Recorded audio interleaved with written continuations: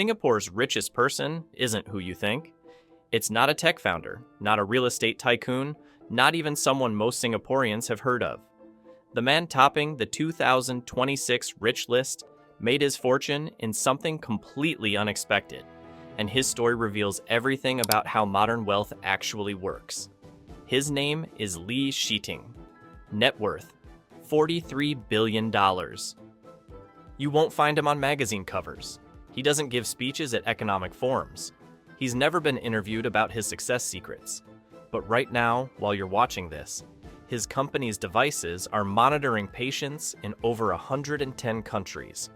Chances are, if you've been to a hospital in the last decade, one of his machines tracked your heartbeat, measured your oxygen levels, or checked your blood pressure. Lee Shiting built Mindray Medical, and he did it by mastering one of the oldest tricks in business. Make something essential, make it cheaper, then watch everyone switch to your product. Here's what most people miss about the medical device industry. For decades, it was dominated by giants like GE, Siemens, and Philips. Their machines were expensive, sometimes absurdly so. A single patient monitor could cost a hospital $15,000. For wealthy Western hospitals, that's manageable. For developing countries, impossible. Lee saw the gap. In 1991, he co-founded Mindray in Shenzhen with two partners. Their strategy was brutal in its simplicity. Build devices that work just as well but cost half as much. Hospitals in China bought them immediately. Then Southeast Asia, then Africa. Then, slowly, even American hospitals started paying attention. But here's where it gets interesting. Lee didn't just undercut competitors on price. He recognized something most Western manufacturers ignored. Emerging markets weren't just buying cheaper equipment temporarily until they could afford the premium brands. They were creating an entirely new standard. Once hospitals built their infrastructure around Mindray devices, trained their staff on Mindray systems, and integrated Mindray software into their operations, switching became nearly impossible. By the time Western companies realized what was happening, Lee had already locked in massive market share across Asia, Latin America, and Africa. Mindray wasn't the budget option anymore. It was the default. And then he made his smartest move. Instead of staying in emerging markets, he pushed into Europe and North America. Same products, same prices, now with a proven track record of reliability from millions of devices operating worldwide. Hospitals facing budget pressures couldn't ignore the math anymore. Today, Mindray is the third largest medical device company on Earth, behind only GE and Siemens. Lee owns roughly a third of it. That stake alone makes him wealthier than anyone else in Singapore. But wealth is only part of his story. What Lee actually built reveals something deeper about how fortunes are made in the modern economy. It's not about inventing something revolutionary. It's about finding an industry everyone assumes is settled, then proving you can do it better, faster, or cheaper than everyone who got there first. Medical devices seemed locked down. Established players had decades of relationships, regulatory approvals, and brand trust. Breaking in should have been impossible. But Lee understood something crucial.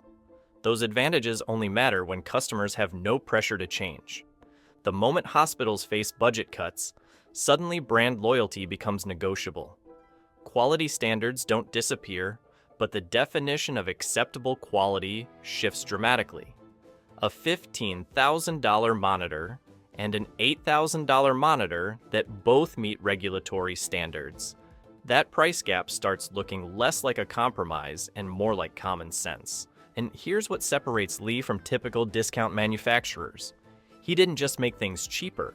He invested relentlessly in research and development, filing thousands of patents, ensuring Mindray devices weren't just adequate alternatives, but genuine competitors. Some of his ultrasound machines now outperform equipment from legacy brands. His patient monitors integrate with hospital systems more seamlessly than older Western models designed before interoperability mattered. This is the pattern playing out across dozens of industries right now. Chinese manufacturers aren't just competing on cost anymore. They're out-innovating, out-patenting, and outmaneuvering companies that assumed their market position was permanent. Li rarely speaks publicly, but in one rare interview, he said something revealing. He wasn't trying to beat GE or Siemens directly. He was trying to serve the 80% of the world those companies had ignored. Turns out, 80% of the global market is more than enough to build a $43 billion fortune. So why does Singapore's richest person matter beyond the wealth ranking? Because his success reveals how global economic power is shifting. 50 years ago, fortunes came from controlling resources. 30 years ago, from controlling information. Today, they come from controlling essential infrastructure in markets everyone else overlooks until it's too late.